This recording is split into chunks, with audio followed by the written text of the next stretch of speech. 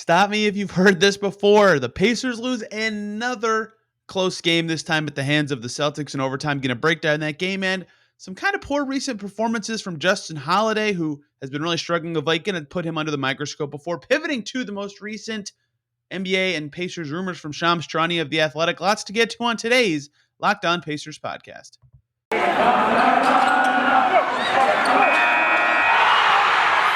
You are Locked On Pacers, your daily Indiana Pacers podcast, part of the Locked On Podcast Network, your team every day.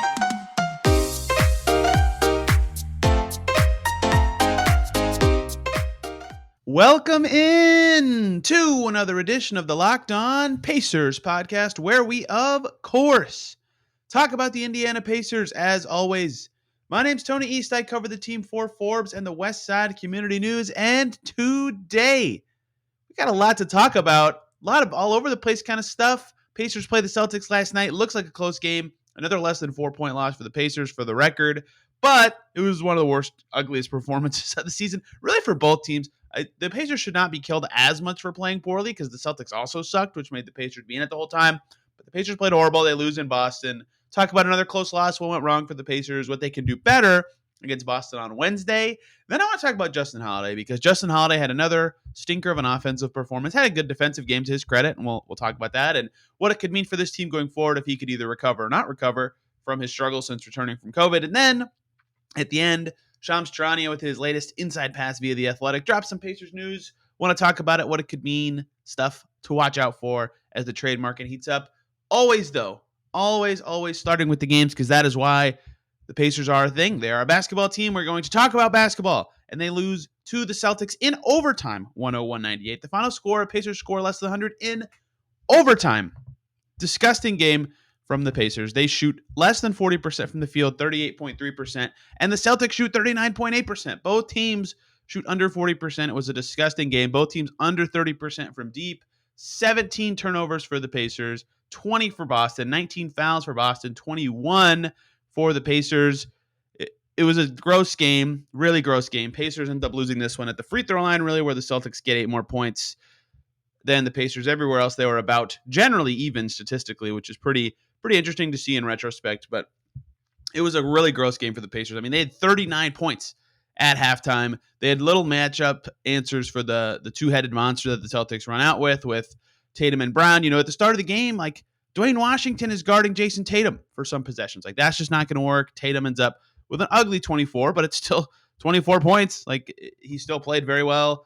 It was strange early in the game. And like Lance came in the first quarter and he wasn't playing with Domas, and Justin Holiday had some ugly turnovers, and Lance, it seems like, should be paired at the hip with Domas. They fixed that in the second half after how the games started. So just really gross first half of the Pacers. 39 points will never cut it, and you can dice up the rest of the game all you want, and I will.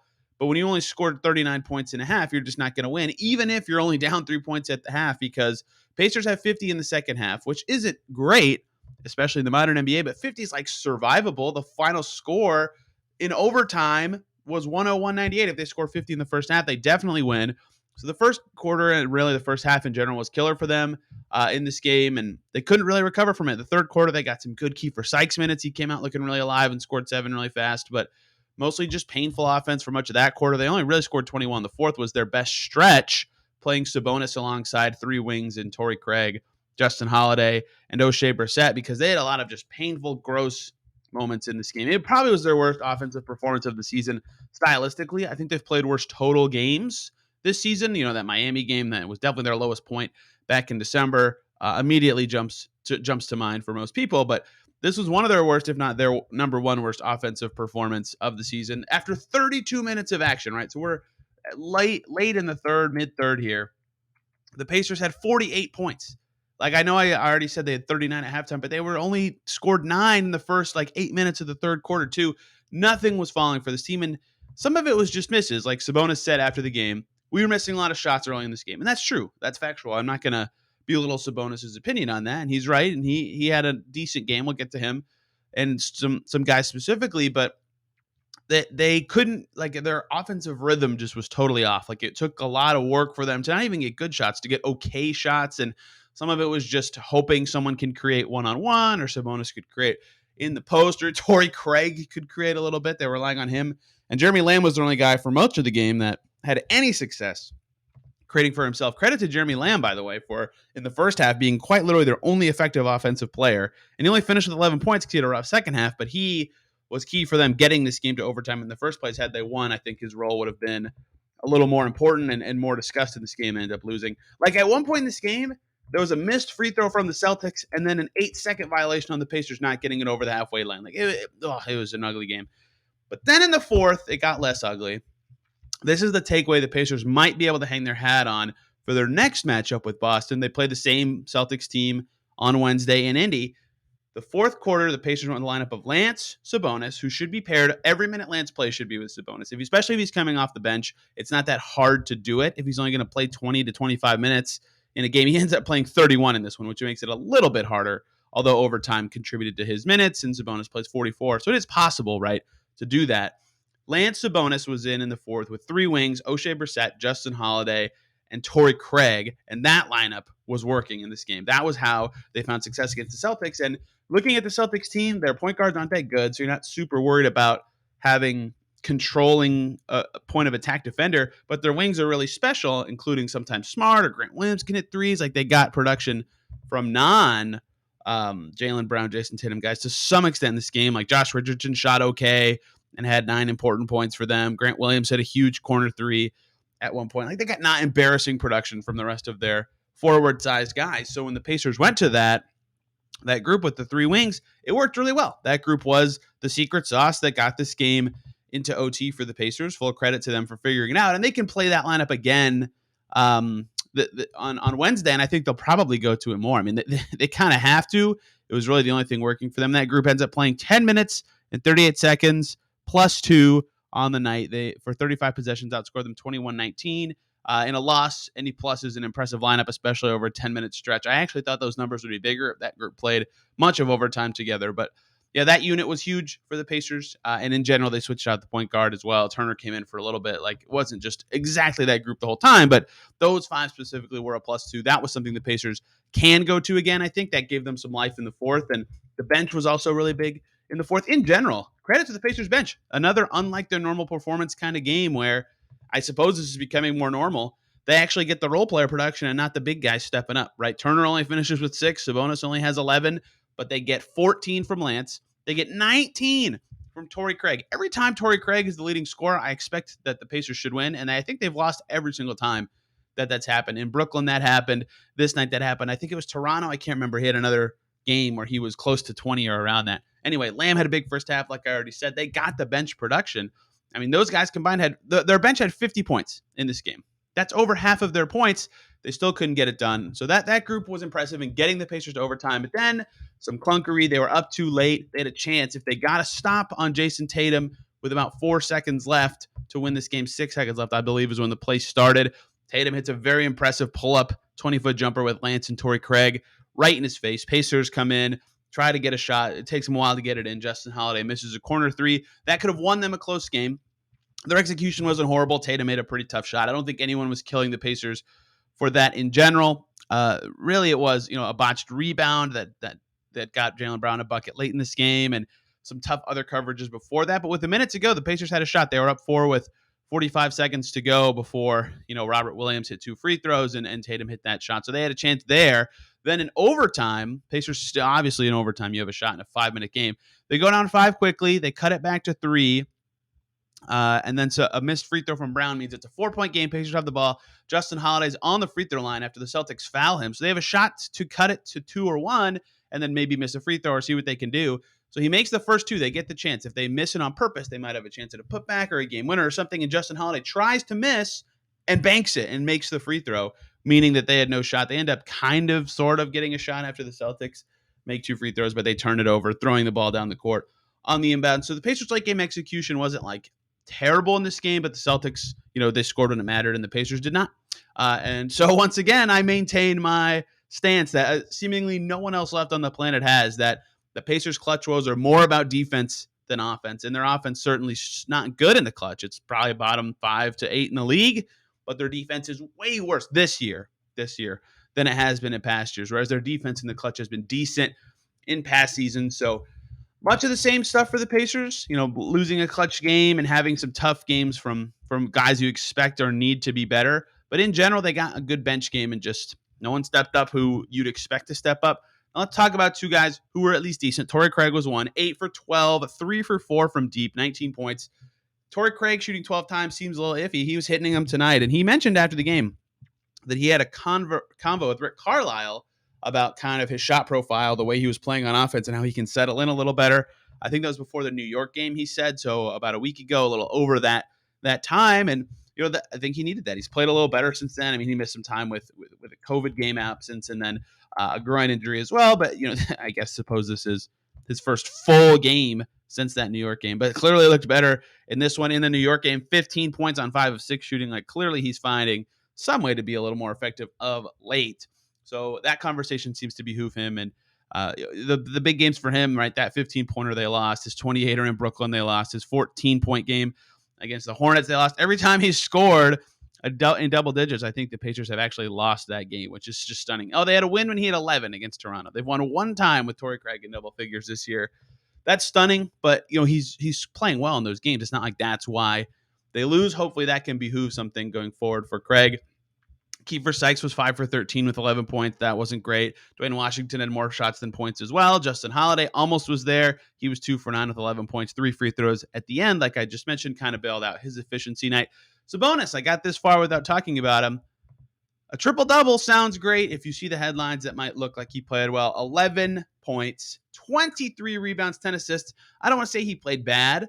He was a +6, right, in 44 and a half minutes, right, of a 53-minute game. So they played less than 10 minutes without Sabonis, and they won his minutes by 6 points. Turner was really rough again. Turner's having a really rough stretch right now, 4 or 5 pretty tough games, and we'll talk about the trade market later. This is not a good time for Turner to be struggling, but Sabonis, 11, 23, and 10 sounds great, and he played well. They did well in his minutes, but 4 turnovers and 3 for 12 from the field. He was missing some shots he normally makes, spunning-wise around the basket. If some of those possessions go better, they win this game. So I don't even think he would say he had a great game, even though statistically he had a good game. So pretty much only 2 or 3 guys had nice games. Stevenson almost had as many shots as points. Jeremy Lamb had more shots than points. Really inefficient night for the Pacers.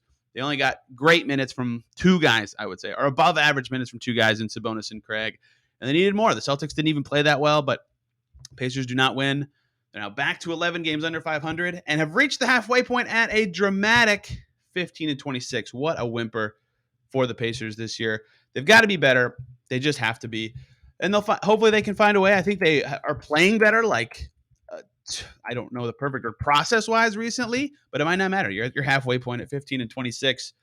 You've just got to be better than that. So Pacers can find a way, what I was trying to say, can find a way to be better. In their very next game against Boston, they found a lineup that worked, but might be too late on the season at this point, as they are now 1-12 in games decided by 4 points or less. Just ridiculously terrible in close games. I brought up Justin Holiday struggling. I want to talk about him in more depth and detail because of a lot of things going on with this team and his role on it. So let's do that. But first, let's take a short little break, talk about the good folks over at BetOnline.ag who would like to wish you a happy new betting year as we continue our march to the playoffs and beyond. Fun football national championship game here in Indy.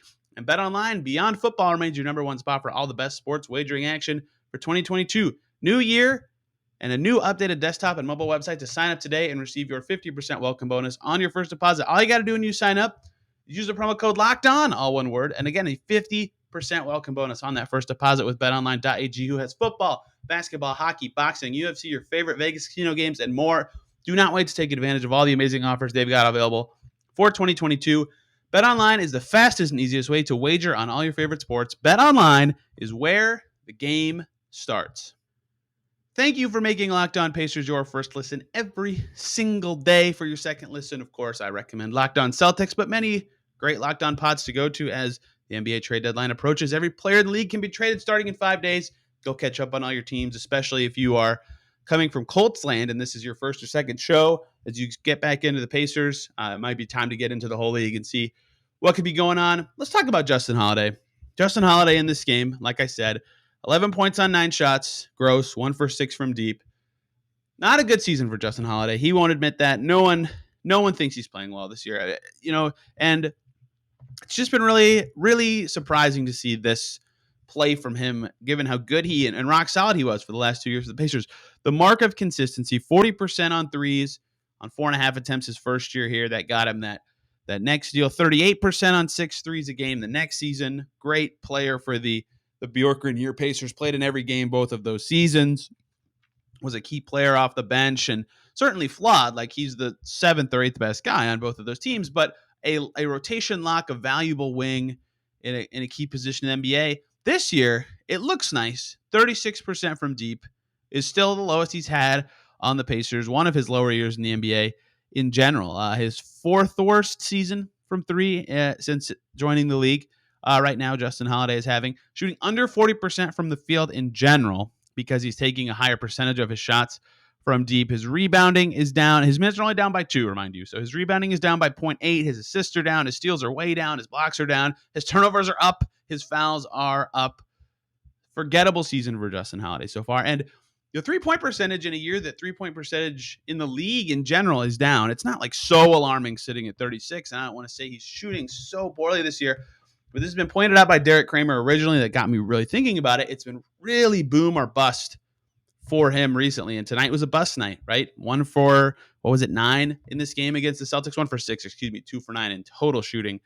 In this game, he has so many nights like that where it's a bust night. And then he becomes a defensive guy. And we'll talk about his defense momentarily. But the short of it right now is much worse than last year. Much worse defense than last year for Justin Holiday. So if you're relying on him to be 3 and D, and a night where he's 1 for 6 from deep, he gives you kind of neither. And they can't have that for a guy playing as many minutes as he does, in the high 20s or 30s a lot, basically since, Christmas, or even going back. Since he returned from COVID, he's playing a ton of minutes, 28 and a half every game, and he's shooting okay from 3 since that stretch, but that is heavily reliant on a 4 for 6 game from deep, a 6 for 9, and a 5 for 9 game from deep.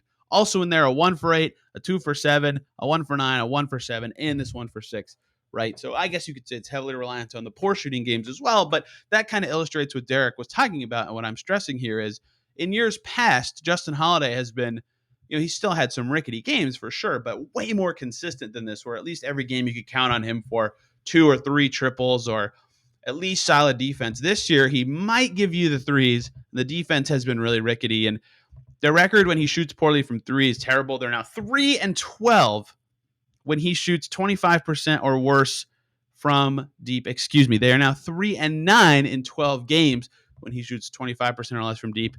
Really rough. They can't win those games because he's shooting generally a pretty high volume in those games. In those games, he's shot 4 or more in all of them, and more than 5 in 8 of the 12, right? And in his best shooting games, when he shoots above 60%, they're 3 and 1. When he shoots above 55%, they're 5 and 2. When he shoots 50% or better, they're 5 and 4.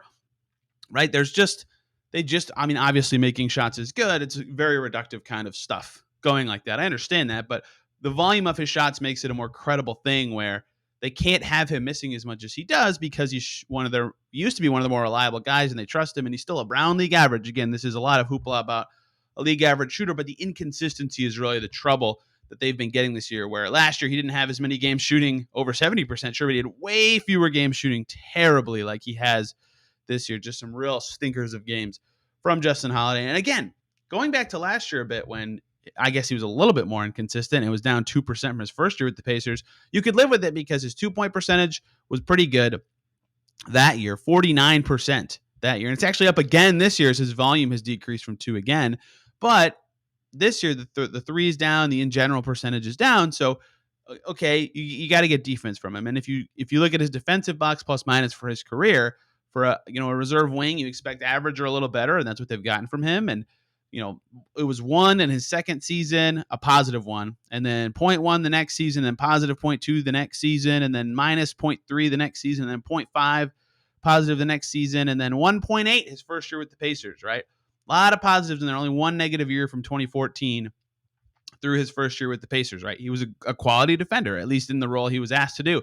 Last year, he was minus 0.1, which is negative, but basically average in the Nate Bjorkgren scheme. Everybody kind of shrugged. It didn't look that bad. This year, it's at minus 0.9, probably about minus 1 after this Boston game. And that's just an advanced stat that I like, that kind of matches my eye test. But even just watching him, he's getting cooked off the dribble more. He's just a little more erratic on that end of the floor. Justin Holiday has not been good this year, and the Pacers have needed him to be better. He was their vet for 2 years, their oldest player. He's still one of their more sage guys. He's been around for a while, but he's definitely taken a step back this year, and they've needed him to be better, and he hasn't been. And that's been a big part of their struggles, right? If they had him performing at a little bit higher of a level, if he had a few more games where he hits a couple threes, in any of their close games, they could have won those, right? There's a lot of stuff that is relevant here, and I'm kind of using this as a transition into Shams Charania's latest inside pass sort of trade stuff, because Justin Holiday has 2 years left on his deal. A lot of contending teams would love another wing for their rotation, and obviously he's struggled with this team. His value isn't something enormous or anything, but he definitely has positive value around the league still. And from a Pacers perspective, you still have O'Shea Brissett, you have Torrey Craig, you have other options you can throw in your rotation, especially as guys are starting to trickle back. You can open up more minutes for Duarte or Dwayne Washington or something. If you trade not even just Justin Holiday, any of the wings, Torrey Craig could be in that mix as well. Just moving on from him might make some sense, or him or Craig, one of them might make some sense. And both of those guys have, Justin Holiday has $6 million on his contract this year. Still a good contract, honestly. $6.2 million next year. Craig's about 4.8 and a little over 5 next year, because his deal is about 10 million total, right? The Pacers, this coming summer, they could make a lot of trades and get decent cap space, but not enough that it makes too much sense to aggressively do that. But shedding a little salary for next year, like if you can trade Justin Holiday for an expiring deal and a little asset, then you can maybe use your full MLE this summer instead of just part of your MLE, or use more of your team building tools like trade exceptions or other exceptions. That, for a rebuilding team, to have those options in the offseason instead of being locked into both Justin Holiday and Torrey Craig again, to me seems like it should have a lot of value, especially if you're also getting an asset on top of it. I wouldn't say aggressively shop those guys. They'll still have value this offseason, and next year's expirings, again, like the low-level expirings have more value than the high-level expirings a lot of times, just based on the way expiring contracts have value. There's a lot of hoopla to say. It would not surprise me if the Pacers try to shop Justin Holiday to some level of extent, him or Torrey Craig. And either one, I think, makes some sense. And Justin's probably the better player in general, but his inconsistency this year has been really killer. So perhaps the Pacers try more to keep Craig. They could deal the other one next year. I don't know. I'm getting too into the weeds with trades. I'm not coming up with anything concrete for either guy. It would not surprise me if the Pacers sort of sniffed around the idea of trading one or even maybe both of those guys. If they cut Keelan Martin, so I kind of doubt it'd be both, but surveying the options for those guys, given both of their contracts and how they're structured, makes some sense to me. And speaking of trades, the latest inside pass from Shams Charania gave us a few more rumors and insight about what the Pacers might be headed to do. And I'll do a more comprehensive trade thing next week. My targets list is getting long, and I'll actually spoil one on this show. As the trade season really starts on the 15th, when everybody can be traded, and it's only about 20 days till the deadline. But the latest inside pass from Shams Charania gives some insight into the Pacers and what they might be looking to do, and some interested parties in their players. So let's talk about that. Thank you, as always, for making Locked On Pacers your first listen every day. Let's talk about Shams Charania and his latest report on the Pacers in the Athletic. To Ben Simmons and John Collins headline. The trade talk piece as usual, and maybe I'll talk about John Collins next week. Of course, it mentions the Pacers still having interest in Ben Simmons, and there's some merit there. But I want to get into the weeds of what was said about the Pacers in this.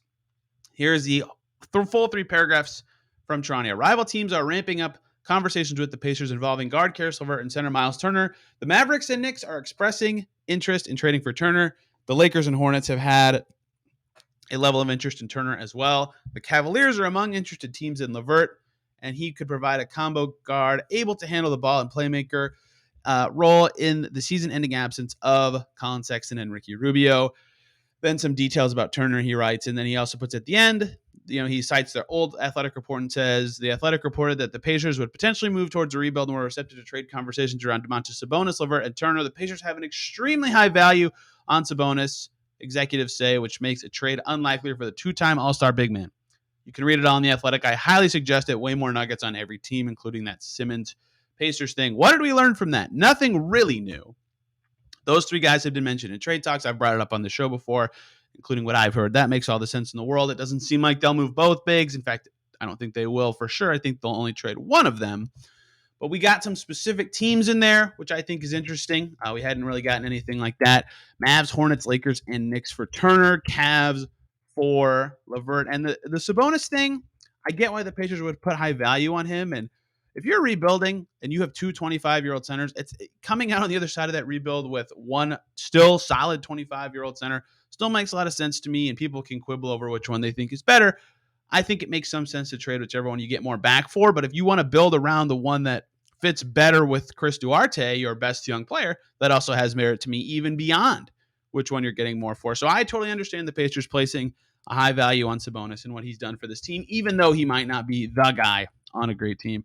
That's my opinions on that. I understand for sure disagreements with that, and if they traded him, I would get it, but that's just how I feel about that specific line. I don't think it's very surprising that they would be more likely to trade Turner than Sabonis. But let's move on to the juicy stuff that people want to hear about. Specific teams having interest in players. We'll do LeVert first. I actually brought up the Cavs' interest in him, I think, on the show a couple weeks ago. Very natural fit even before Rubio got hurt because Sexton got hurt so early in the year. The Cavs roster is sort of interesting because they've got young guys, sure. Now, most of them they wouldn't like to deal. Mobley, for sure, the Pacers can't get. I mean, even if they traded their whole team, they couldn't get Evan Mobley at this point. Jared Allen's on an all-star trajectory. He's probably unavailable. Garland, same thing, right? So then the rest of their young guys is like Chetty Osman and Dean Wade. They're not that interesting. And Dylan Windler's an indie kid, but he's got some value, but not a ton. And then you get to the stuff that you got to think about, and that is basically Sexton. Would the Cavs include Sexton in a LeVert deal? The Pacers would have to probably, not even probably, include more there. But that's like a sneak, interesting thing for the Pacers to me as a starting framework. You have to get way more. Salary would have to be involved there. Way more assets would have to transfer teams. But if you're the Pacers and you realize you're the fourth worst record in the league, and you can trade LeVert for a promising young guy in Sexton who is very good, and then also he's out for the year. So that kind of helps if you're fourth worst record in the league, guide you on that path a little longer. That's not like a crazy thought to me that the Pacers would consider something like that. But I understand the Cavs not wanting to do that. I think Sexton definitely has a lot more value than Caris LeVert, especially with his restricted free agency coming up, which maybe he gets overpaid and that could drive his value down. But in general, that makes some sense to me as like a generic framework, though I understand the Cavs completely saying, no, we're not doing anything like that. And then Isaac Okoro, I suppose, makes a little bit of sense in this framework as well. But again, he has more value than LeVert, and the Pacers have to include more stuff. I don't think the Pacers are in the business of giving up assets for anybody. So this might be a tough fit without either a third team for the stair-stepping salary or the Cavs having a very high opinion of Caris LeVert at this point in time. Turner, there's a lot more teams and a lot of players, and one of them is on my targets list that I really like. So the list, again, for Turner was Mavs, Hornets, Lakers, and Knicks. Nothing new on the Hornets and Knicks. Hornets and Miles Turner. I mean, it's the longest standing thing ever in the NBA rumor mill these days. Lakers, I believe, have had interest in him for a while as well, as with the Knicks. The Mavs are a little newer, and Turner's from there, which makes some sense. And they would like to obviously get good players and be a better team. They're the hardest fit, though, unless the Pacers really like Josh Green or Tim Hardaway Jr., which isn't impossible, but those guys are a little, in Hardaway Jr.'s case, a little older and make a lot of money. That doesn't make sense if you're rebuilding on the fly, and he doesn't have quite the high level potential that they would want for a guy in this role. And Josh Green hasn't been much for them. I don't think there's a fit with those two guys, and Porzingis makes no sense for the Pacers after, the Carlisle stuff in the past, and that'd be a too big situation. Again, the only way I can see a trade with the Mavs is if the Pacers have a high opinion of, or, or the value for Turner isn't extremely high, but where they could get Jalen Brunson, who is a 25-year-old, very solid point guard this year, averaging 16 and 6. He's shooting well from the floor. He's a very talented player. Brunson, Turner, somewhat swap thing makes some sense to me, but that's the only way I think a Mavs deal for Turner makes sense. Moving on to the Knicks, they have, to me, the most interesting corral of young guys for a deal with the Pacers. I've been kind of circling them as a team to target. They have two guys on my interesting potential Pacers trade target list that I will be talking about next week. So I'll just spoil two of them now because the Knicks made the Miles Turner sweepstakes list. Excuse me. One of them is Obi Toppin. Toppin is older for a young guy. He, like Duarte, is already 24. He was 23 when he got drafted last year. Excuse me, he's 23 now. He turns 24 on March 4th. So he's a little older. He's not playing a ton for the Knicks coming off the bench. 16 minutes a game, shooting 52%. He's just really athletic. I like the skills he has on the ball a little more this year in transition, and seems like a guy that could merit a bigger role and could thrive in another situation, though I understand that he's still pretty raw. And as a raw 23-year-old, it's going to be a risky kind of trade to make. And you'd obviously want more than that for the Pacers. And then Emmanuel Quickly is another guy on my list. Those are two that I think could be sort of undervalued younger guys that the Pacers could take advantage of. But Quickly is becoming very good, and he might not be undervalued anymore. If you look at his basketball reference page, you might think he's inefficient. It's hard to explain, but he's so fast. He's got a great free throw percentage, so I think his three-pointer is going to be legit forever. He's a decent creator for himself, right? If he could just clean up a little bit of his rim finishing, I really like Quickly. I've always really liked Quickly. I think he can be awesome. That'd be another guy that if I'm the Pacers, I would look very long and hard at with the Knicks. And they also have Quentin Grimes, who's a first-round pick this year, who's done some pesky stuff with on-ball defense and been a good play finisher this year. The Knicks just have a lot of interesting – Quentin Grimes is not on my list, but he's good and interesting. So the Knicks have a lot of interesting kind of talents if they wanted to be a Turner pursuer. The Lakers, I mean, unless the Pacers suddenly love Talen Horton-Tucker this season, I have no idea how that trade gets consummated at all unless it's a three-teamer with – the only way the Lakers make any interesting trade at all this season is if some team in the league loves Talen Horton-Tucker, absolutely loves him. Does that team exist? I mean, he went in the second round, so like every team had a shot at him and didn't pick him. And sure, he's clearly better than a second round kind of guy, but this year he's shooting 40%, averaging 11 points per game. I mean, he's definitely an NBA player. Is he some guy you want to be trading solid vets for? I'm not so sure. But in a three-team deal, maybe another team thinks he is that guy. That's the only way I think this makes any sense for the Pacers. Just skip right over them. Hornets, I mean, forever this has been a thing with Turner. They've got PJ Washington. They've got Miles Bridges. They've got James Bouknight. They've got a lot of interesting young pieces that fit with Duarte or fit with whatever center the Pacers keep or fit with Isaiah Jackson, potentially if he's a core guy for this team. They're all talented now. Bouknight is raw and hasn't played much, but he was just the 11th pick. Clearly has some value in a deep draft. A lot of options on the Hornets side. So Hornets and Knicks of those four teams make the most sense from a fit perspective to me and the stuff the Pacers would want back. Either already solid young guys or young guys who clearly have talent but can't really get on the floor for their current team. So those two teams make the most sense to me. I get why all those four teams would be pursuing Turner and in the Cavs case, LeVert. So because it makes sense, right, that often means it's a good fit and there can be motivation to get a deal done. I don't know what the Pacers are thinking right now.